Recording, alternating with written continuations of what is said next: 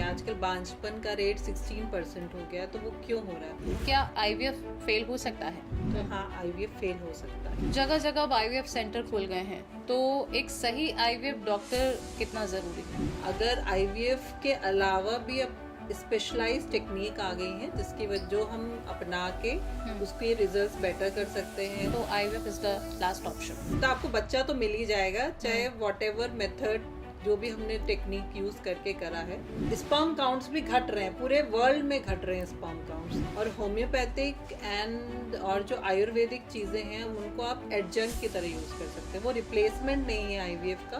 देखिए, पहली चीज तो ये है कि आयुर्वेद और होम्योपैथिक अलोन नहीं करेगा। लाइफस्टाइल मॉडिफिकेशन, एक्सरसाइज, डाइट, ये सारी चीजें जब हम कंबाइन कर देंगे तो हमें रिजल्ट्स मिलने के chances. Welcome to C news Bharat podcast और मैं हूं आपके साथ ज्योति Srivastava.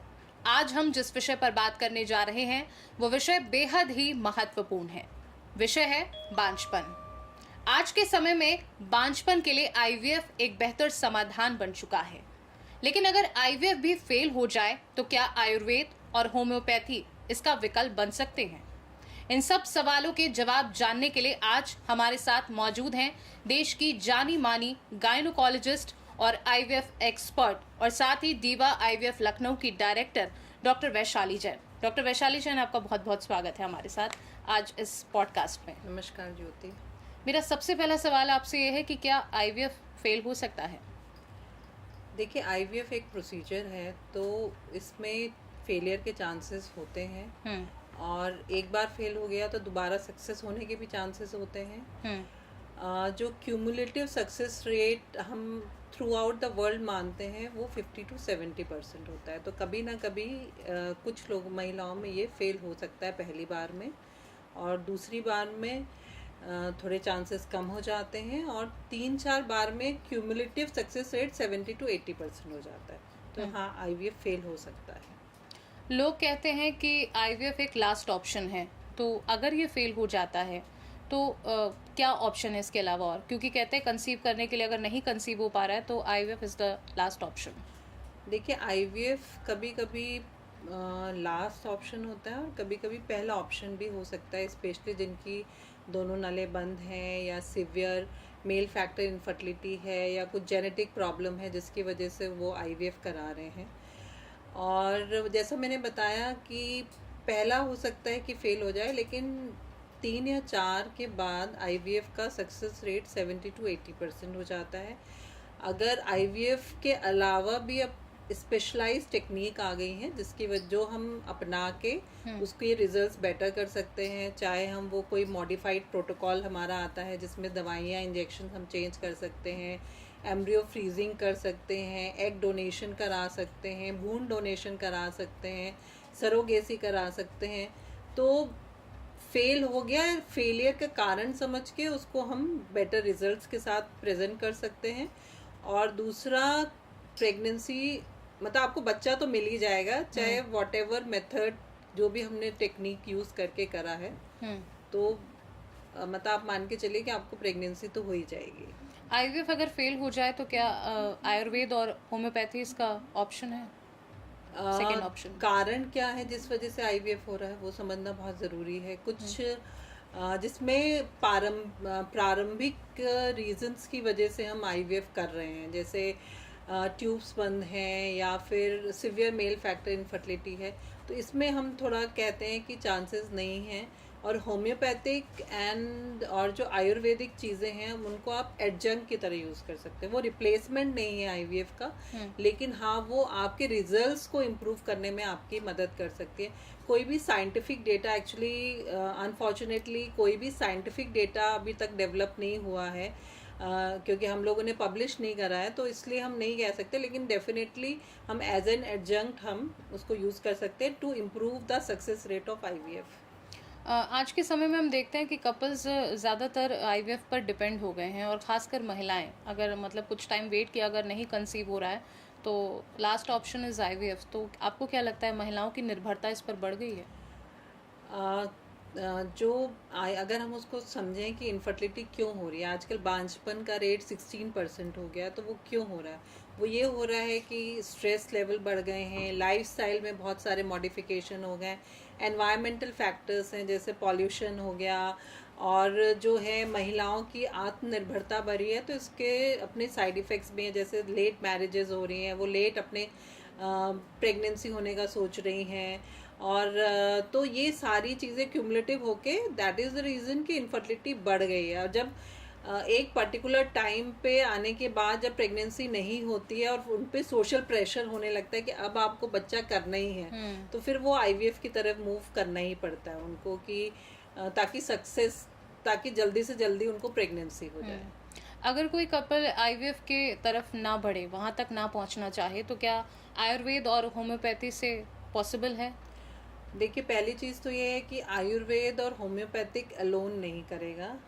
Lifestyle modification, exercise, diet, ये सारी चीज़ें जब हम कंबाइन कर देंगे तो हमें रिजल्ट्स मिलने के चांसेस हैं, और हमें इन चीज़ों पे निर्भर रहना है अगर हमारी एज लेस देन 35 ईयर्स है। अगर किसी महिला की एज मोर देन 35 ईयर्स है, या उसको जो इस इनफर्टिलिटी की जो प्रॉब्लम है उसको बहुत साल हो गए हैं उससे डील करते हुए, मान लो 10-15 साल से वो ट्राई कर रही है और प्रेगनेंसी नहीं हो रही है, तो आई थिंक होम्योपैथी और आयुर्वेदिक पे डिपेंड नहीं रहना पड़ेगा, और आपको एलोपैथी या इनफर्टिलिटी स्पेशलिस्ट की मदद लेनी ही पड़ेगी। सफल संतानोत्पत्ति के लिए सेक्स की क्या भूमिका है? सेक्स तो देखिए एक नेचुरल प्रोसेस है आपकी, अगर मैरिड लाइफ के लिए, किसी कपल की मैरिड लाइफ के लिए भी सेक्स उतना ही इम्पॉर्टेंट है। और डेफिनेटली जो पाया गया है कि अगर 1 ईयर तक अनप्रोटेक्टेड सेक्स करता है कोई कपल, और कोई उसका कोई मेन रीज़न नहीं होता है, तो वो 85 to 90% लोग नेचुरली कंसीव कर जाते हैं, और एक विंडो होता है जिसमें क्या कहते हैं, सेक्सुअल एक्टिविटी करने से चांसेस कंसेप्शन के बढ़ जाते हैं, उसको हम फर्टाइल पीरियड बोलते हैं।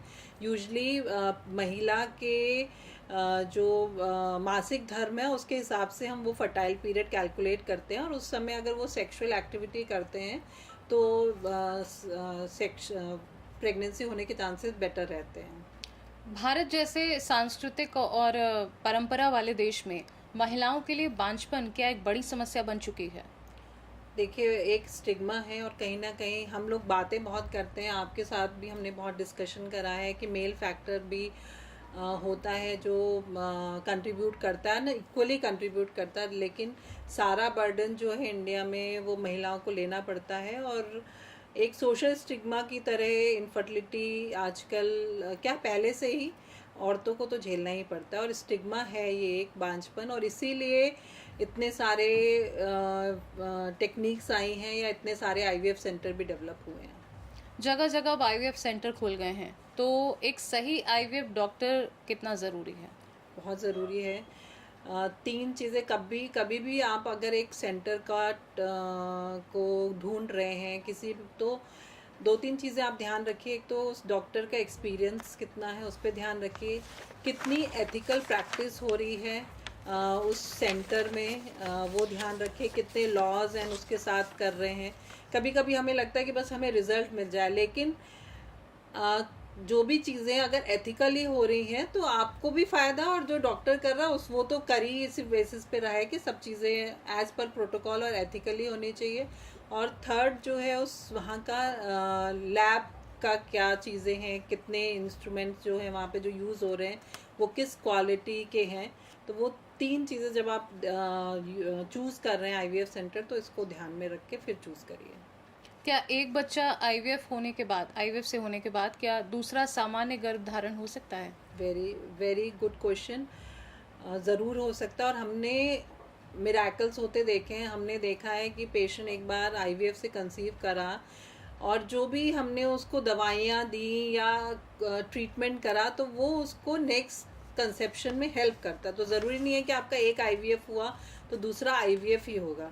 आईवीएफ का क्या कारण था जिसकी वजह से आईवीएफ हुआ, तो रिपीट में आपको आईवीएफ की ज़रूरत है। अदरवाइज़ नेचुरल कंसेप्शन हो जाता है, क्योंकि कुछ यूट्राइन एक्टिवेशन हो जाता है, बच्चेदानी और सक्षम हो जाती है। एक बच्चा आप पैदा कर चुके होते हैं तो बच्चेदानी और बेटर हो जाती है। तो बहुत रूटीन में हमें मिलता है कि एक बच्चा आईवीएफ हो गया है तो दूसरा नेचुरल कंसेप्शन हो सकता है।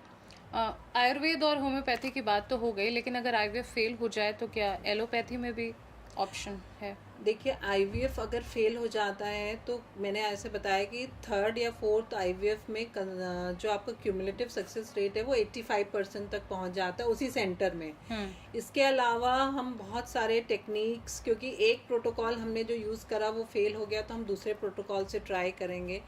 आप फर्स्ट इंस्टेंट पे बहुत ज़्यादा मैनिपुलेशन नहीं करते हो। आप सोचते हो कि एक सामान्य तरीके से प्रेगनेंसी हो जाए with some assistance of this IVF technique. अगर उससे नहीं होता है तो फिर एलोपैथी में भी बहुत हाई एंड है, लेज़र हैचिंग है और प्री जेनेटिक टेस्टिंग करते हैं हम लोग। एम्ब्रियो ग्लू आ गया आजकल कि वो एम्ब्रियो जाके बच्चेदानी में चिपक जाए, तो उसमें भी बहुत सारे इनोवेशंस हैं कि अगर एक बार फेल हो जाते हैं तो हम लोग, वो सारी चीज़ें हैं, but that comes with the price. तो फिर उसको हम ट्राई करते हैं ताकि सक्सेस हमारा इम्प्रूव हो जाए। एक लास्ट क्वेश्चन, पहले के टाइम में हम देखते थे कि बांझपन के केसेस जो थे वो बहुत कम होते थे, कोई एक आध सुनने में मिल जाता था, लेकिन अब जो बांझपन का परसेंटेज बढ़ रहा है, तो क्या वो आज की लाइफस्टाइल हो गया या अनहेल्दी खाना हो गया, ये सबसे बड़ा मोटो है, सबसे बड़ा कारण है बांझपन का? क्या देखिए, पहले जो आज से अगर 15 साल पहले या 20 साल पहले हम बात करें तो 2 to 4% था इनफर्टिलिटी का रेट इंडिया में। अब ये 16%, अराउंड 16% हो गया है।